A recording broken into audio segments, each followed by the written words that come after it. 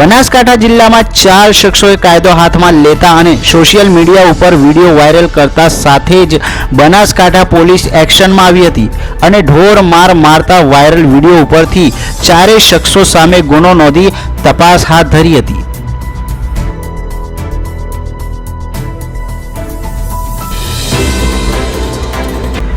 બાવલા Ahmedabad road વચ્ચે છરીના પાટિયા પાસે મેલડી માતાના મંદિર આગળ સવારે 10 થી 10:30 વચ્ચે ગમખ્વાર અકસ્માત થયો હતો, જેમાં કોઈને પણ જાનહાનિ થઈ નથી।